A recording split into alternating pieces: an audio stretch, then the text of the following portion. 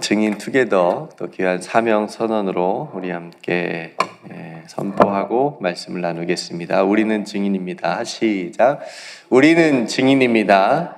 우리는 성령의 능력을 얻는 증인, 예수를 증거하는 증인, 함께 자라나는 증인입니다. 아멘. 오늘도 그런 증인이 되는 줄로 믿습니다. 1장에서는 바울과 빌립보 교회와의 신앙 안에서 돈독한 그런 관계들을 볼 수가 있었고요. 또 지금 바울이 빌립보 교회에게 편지를 쓰는 이 시간에는 감옥에 있는 상황이기 때문에 감옥에 있으면서도 참 기쁨을 잃어버리지 말라라고 하는 그런 권면과 함께 자신의 삶과 죽음을 통해서 오직 그리스도가 존귀케 되고 오직 예수 그리스도만 증거되기를 바라는 그런 바울의 고백도 우리가 1장에서 들을 수 있었습니다. 우리가 수요일에는 복음에 합당한 생활을 하라라고 하는 부탁과 함께 너희가 한마음 한뜻으로 복음의 신앙을 위해서 더욱 협력하라라고 하는 또한 바울의 권면을 들을 수 있었고요. 또 바울은 이러한 일을 싸움이라고 표현을 했거든요. 그럴 만큼 영적 전쟁인 것을 우리가 볼 수가 있습니다. 그러니까 하나님께서 우리에게 주신 예수 그리스도의 복음을 가지고 또 믿음의 선한 싸움을 싸우면서 힘들고 어려운 순간에도 복음의 능력으로 또 승리하라라고 하는 바울의 마음을 우리가 알 수 있게 됩니다. 저와 여러분들도 바울이 말한 그런 권면을 따라서 예수 그리스도의 복음을 가지고 오늘도 믿음의 선한 싸움을 싸우며 승리하는 귀한 삶이 되시기를 주님의 이름으로 축복합니다. 오늘은 2장 1절부터 4절까지 말씀을 함께 읽었습니다. 1절을 우리가 함께 또 읽었는데요. 어떤 말인지 좀 이해가 가시나요? 한국말인데 진짜 많이 헷갈린 것 같아요. 네. 그래서 1절을 다시 메시지 성경 번역본으로 다시 제가 읽어드릴게요. 그러므로 여러분이 그리스도를 따름으로 무엇을 얻었거나 그분의 사랑으로 여러분의 삶에 얼마간의 변화가 일어났거나 성령의 공동체 안에 있는 것이 여러분에게 어떤 의미가 있거나 여러분에게 따뜻한 마음이나 배려하는 마음이 있거든 내 부탁을 들어주시기 바랍니다. 조금 더 이해가 쉽죠? 네, 그러니까 무슨 말이냐면 예수 그리스도를 믿음으로 인하여 너희가 어떤 신앙적인 유익이 있었다면 총틀어서 이렇게 말할 수가 있습니다. 그리스도 안에 너희가 있음을 인하여서 권면을 받고 있고 또 그리스도의 사랑으로 위로를 받았고 그리스도 안에서 성령을 통해서 교제하고 또 그리스도 안에서 긍휼과 자비가 있다라고 하는 것을 너희들이 알고 있기를 바란다. 그리고 너희들은 이 은혜를 다 누리고 있다 라고 하는 것이죠. 그래서 1절의 바울의 말을 잘 들어보면요, 이것이 예수 믿는 성도가 누리고 받을 수 있는 축복입니다. 세상에 보면 많은 권면이나 또 위로에 대한 책들이 많이 있어요. 자기 변화를 어떻게 시킬 것인가에 대한 책들도 많고요. 그리고 자기 개발서나 어떤 강연이나 자료들이 정말 수없이 많이 있습니다. 물론 큰 도움이 될 때가 있지만 주님으로부터 받는 위로나 격려와 비교할 수 있을까요? 비교할 수 없죠. 아무리 많은 사람들이 나를 위로한다고 해도 위로가 되지 않을 때가 있잖아요. 근데 주님이 말씀으로 한마디 위로하시면 세상 그 어떤 위로보다도 비교할 수 없는 그런 큰 위로를, 격려를 우리가 받을 때가 있습니다. 그러니까 무엇보다 또 복음을 통한 삶의 변화를 바울이 얘기하는데, 여러분 이게 참 어려운 문제인데 사람이 변화가 되나요? 사람이 변합니까? 사람 참 변하기 어렵습니다. 쉽지 않아요. 네. 남편 변화시키기 어렵고요. 아내도 변화시키기 어렵습니다. 몇십 년 살아도 그런 것 같아요. 참 어렵습니다. 뭐 우리가 어떤 성품이나 어떤 삶의 습관들 뭐 이런 것들은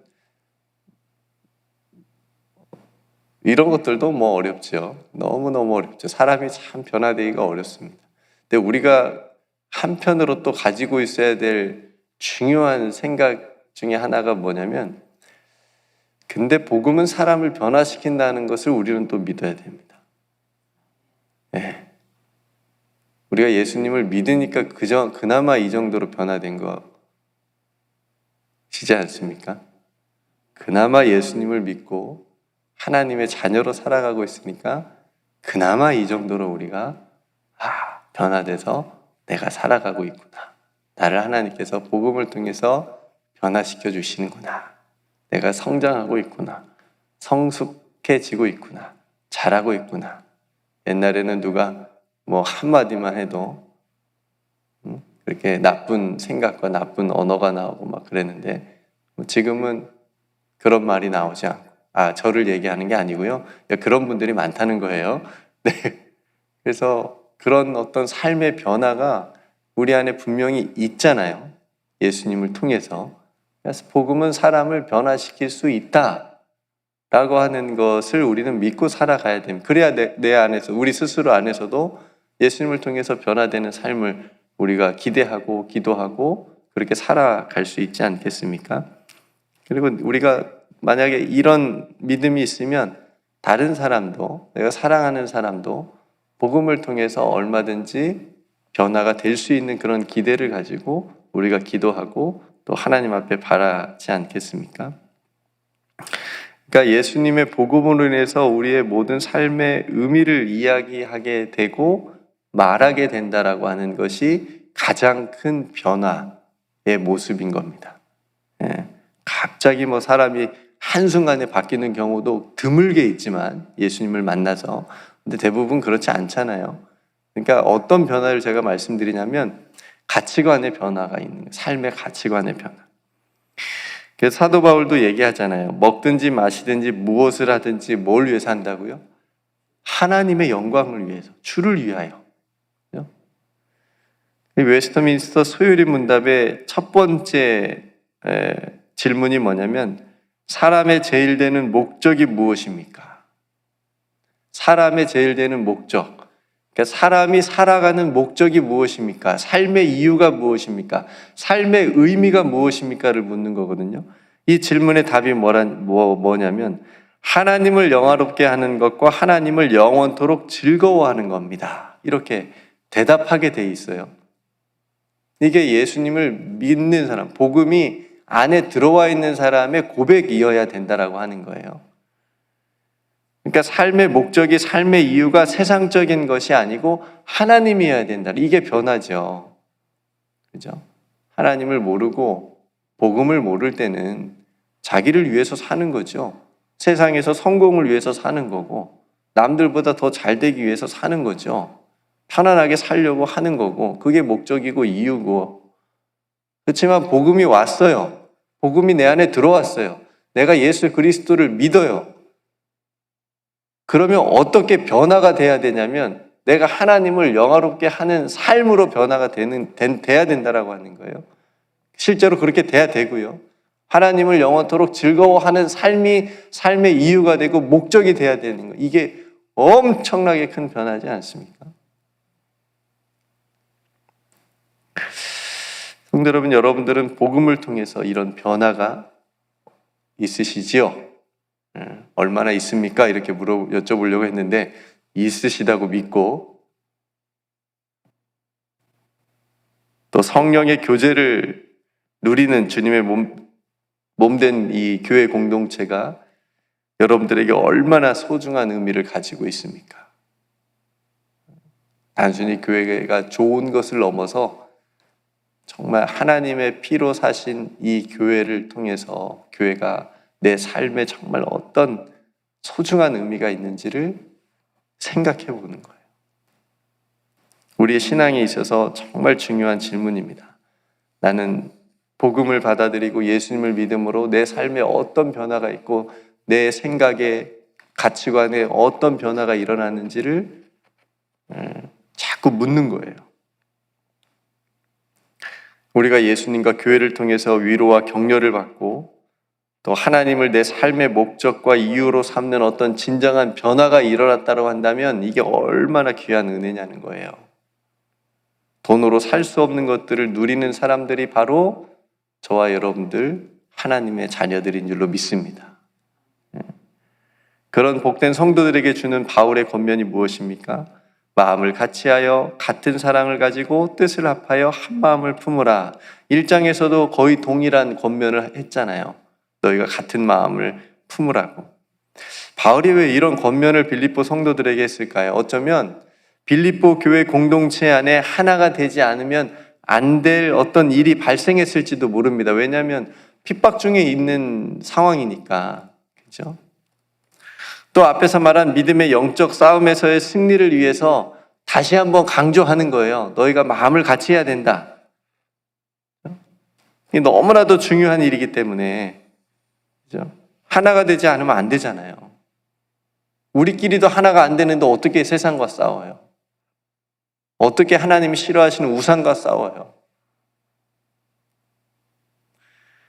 그래서 바울이 다시 한번 이 하나됨을 강조해서 말하고 있는 것인지도 모릅니다. 성도들, 오늘 바울의 권면은 오늘날 우리에게도 유효한 거예요. 마음을 같이 하는 것, 같은 사랑을 가지는 것, 뜻을 합하는 것, 한 마음으로 품는 것. 여러분, 이 여러 가지 권면의 공통점이 뭐예요? 하나가 되라는 거예요. 예수 그리스도 안에서. 아무리 숫자가 많고 무기가 강한 군대가 있어도 하나가 되지 못하면 오합지졸이 되잖아요. 그 무슨 소용이 있어요?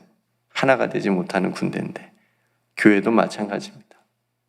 예수 그리스도 안에서 하나가 되지 못하면, 같은 마음을 품지 못하면 힘을 쓸 수 없고 세상과 싸워서 이길 수 없다라고 하는 것을 바울은 알고 있었기 때문에 가장 먼저 성도들에게 너희들이 같은 마음을 같이 하고 같은 사랑을 가지고 한 마음을 품으라 권면하고 있습니다.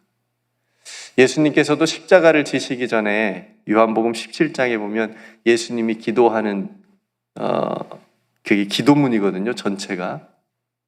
그 기도문에 보면 제자들을 위한 기도가 나옵니다. 예수님이 제자들을 위해서 뭐라고 기도하냐면 하나가 되게 해달라고. 제자들로 하여금 하나가 되게 해달라고 예수님도 간절히 기도하셨습니다. 성도 여러분, 교회 안에서 같은 마음을 품기 위해서는 같은 사랑을 가져야 됩니다. 그러기 위해서는 같은 뜻을 품을 수가 있습니다. 그렇게 같은 마음과 같은 사랑과 같은 뜻을 통해서 우리는 예수님을 세상에 보여줄 수 있는 거예요. 예수님을 전하는 증인의 삶을 능력 있게 살아갈 수 있는 거예요. 그래서 바울이 이 교회의 하나됨, 우리 성도들의 하나됨을 깨트리는 일을 경계하라고 가르쳐주는 요인 중에 있는데 그게 뭐냐면 두 가지를 오늘 말해주잖아요. 다툼과 허영. 이게 하나됨을 깨트린다고요. 제가 좋아하는 말 중에 하나가 성내는 것이 하나님의 의를 이루지 못한다 라고 하는 말씀이 있습니다. 꼭 기억합시다. 당연히 마땅히 다투어야 될 것은 다투어야 되죠. 그렇죠? 복음을 가지고 다투어야 될 것, 정말 비복음적이고 비본질적인 것을 가지고 그런 거 가지고 다투지 말아야 되는데, 그렇죠? 자신의 이익과 욕심을 위해서 서로 다투어서 하나님의 영광을 가린다면 얼마나 어리석은 일입니까? 그러니까 다툼과 더불어서 조심해야 될 것이 바로 허영인데, 허영은 바리새인들이 우리에게 많이 보여줬잖아요. 그죠? 위선과 가식과 같이 헛되고 헛된 것이 허영입니다. 그러니까 껍데기예요. 중요한 알맹이는 없고 그냥 껍데기. 바람만 불어도 날아가 버리는 거품만 있는 상태가 허영이에요. 허세라고 하지, 요즘 말로 하면 허세. 다툼과 허영 이 두 가지를 조심합시다. 우리 신앙생활에서, 나의 신앙생활에서, 나의 봉사에서, 나의 섬김에서, 나의 사역에서, 내가 직분을 감당하는 거에서 이 다툼과 허영이 사라질 수 있도록 봉사하고 섬기는 일에 다툼과 허영이 우리 마음에, 우리 공동체에 들어오지 못하도록 항상 경계하고 같은 마음을 품고 같은 사랑을 위해서, 하나님의 나라를 위해서 우리가 나아갑시다. 다툼과 허영에 빠지지 않고 우리가 같은 마음으로 주님의 뜻을 이룰 수 있는 방법, 또 오늘 마지막에 가르쳐 줍니다. 3절과 4절인데요. 오직 겸손한 마음으로 각각 자기보다 남을 낮게 여기고, 발음을 잘해야 되는데 낮게가 아니라 낮게인데 높게라고 그냥 번역했으면 쉬웠을 텐데 어쨌든 낮게 여기고 각각 자기 일을 돌볼 뿐더러 또한 각각 다른 사람들의 일을 돌보라. 이게 다툼과 허영에 빠지지 않는 방법입니다. 겸손한 마음으로 남을 자기보다 높게 여기라는 겁니다. 무슨 말이냐면 남이 잘 되도록 도우라는 거예요. 여러분, 이거 쉽지 않아요. 우리의 본성은요, 사촌이 땅을 사도 배가 아픈 게 우리예요. 남이 잘 되는 꼴을 잘 못 봐요, 우리는. 근데 우리에게 일어난 변화가 있어야 되는데 그 복음으로 인한 변화 중에 하나는 뭐예요? 남이 잘 되는 거 기뻐하는 거예요. 남이 잘 되는 거 돕는 거예요. 잘 되도록 축복해 주는 거예요. 복음이 우리에게 이런 마음을 준 거예요. 변화시킨 겁니다. 주님 안에서 잘 되는 걸 기뻐하고 잘 되도록 도울 수 있는 마음을 갖게 합니다. 이게 대표적으로 우리 교회가 함께 협력하고 있는 이민자 보호교회의 마음이라고 저는 생각합니다. 가장 연약한 서류 미비자들의 마음을 위로해주고 그들을 잘 되도록 돕는 거예요. 그 힘든 상황에서 일어날 수 있도록 돕는 거잖아요. 어쨌든 이 땅에서 우리와 같이 살아갈 수 있도록 길을 열어주는 거잖아요. 얼마나 좋은 일이에요. 꼭 해야 되는지는 않습니까? 꼭 해야 되는 일이지 않습니까? 그래서 바울은 오히려 자기 일을 또 돌보라고 얘기를 하고 있는데, 그러니까 다른 사람들의 일을 돌보아 줄 수 있는 시선을 갖게 하는 것이 바로 이 복음이고, 그 시선을 통해서 다툼과 허영은 이미 저 멀리 가게 하는 거예요. 그렇다고 자기 자신을 비하하거나 자기가 해야 될 일들을 내팽겨치라는 말은 아닙니다. 다른 사람의 일을 돌보라고 할 때 먼저 얘기했잖아요. 자기의 일을 돌볼 뿐더러 하나님께서 맡겨주신 자기의 일들도 최선을 다해서 하면서 다른 사람들도 일을 돌보아 주라. 성도 여러분, 말씀을 마치겠습니다. 자기 자신의 이익이나 탐욕에 시선이 가 있을 때에는 다툼과 허영과 교만함이 일어날 수 있어요. 자기 자신만 보니까요. 근데 우리들의 눈이 타인을 향할 때 우리는 겸손한 마음으로 도울 수 있음을 통해서 하나가 될 수 있는 거예요. 우리가 기억하면 좋겠습니다. 그래서 오늘도 우리의 시선을 하나님께 두고 또 동시에 이웃에게 두면서 마음을 같이하여 하나님이 기뻐하신 뜻을 위해서 오늘도 나아간다면 저와 여러분들을 통해서 하나님의 나라가 이루어지게 되는 줄로 믿고 우리 교회 공동체를 통해서 세상에 예수 그리스도를 보여주고 드러내고 나타낼 수 있는 그런 하나님이 기뻐하시는 교회가 또한 될 줄로 믿습니다. 이런 영광스러운 일에 쓰임받는 귀한 하나님의 복된 성도들로 오늘 하루도 힘있게 살아가시는 저와 여러분들이 되시기를 주님의 이름으로 축복합니다. 함께 기도하겠습니다. 은혜로우신 아버지 하나님, 오늘 또 귀한 빌립보서 말씀을 또 함께 나누었습니다. 우리가 예수 그리스도를 통하여서 권면을 받고 위로를 받고 또 사랑을 받습니다. 또 주님의 몸된 교회를 통하여서 함께 사랑의 교제를 나누고 긍휼을 경험하고 자비를 경험합니다. 아버지 하나님, 이런 큰 은혜를 받고 누리며 살아가는 저희들이 해야 될 일이 있다면 마음을 같이 하는 일인 줄로 믿습니다. 예수 그리스도의 사랑을 함께 가지는 일인 줄로 믿습니다. 뜻을 합하여 한 마음을 품어 하나님의 영광을 위해서, 하나님이 기뻐하시는 일을 위해서 나아가는 것인 줄로 믿습니다. 하나님, 오늘 바울의 권면이 우리 모든 사랑하는 성도들의 삶과 우리 교회 공동체 위에 있게 하여 주옵소서. 무슨 일이든지 다툼과 허영으로 하지 않게 하여 주옵소서. 오직 겸손한 마음으로 각각 자기보다 남을 높게 여기고 자기 일을 돌볼 뿐더러 다른 사람들의 일을 돌보아 줄 수 있는 그런 삶을, 그런 시선을 가지고 살아가게 하여 주옵소서. 주님, 복음으로 우리를 변화시켜 주시는 것 감사드립니다. 오늘 하루도 그리스도의 장성한 분량에 이르기까지 자라고 성장하고 성숙하여지는 우리에게 그런 은혜가 임하게 하여 주옵소서. 오늘도 사랑하는 모든 성도들의 삶의 발걸음에 동행하여 주실 줄 믿고 감사드리며 사랑이 많으신 예수님의 이름으로 간절히 기도드리옵나이다. 아멘.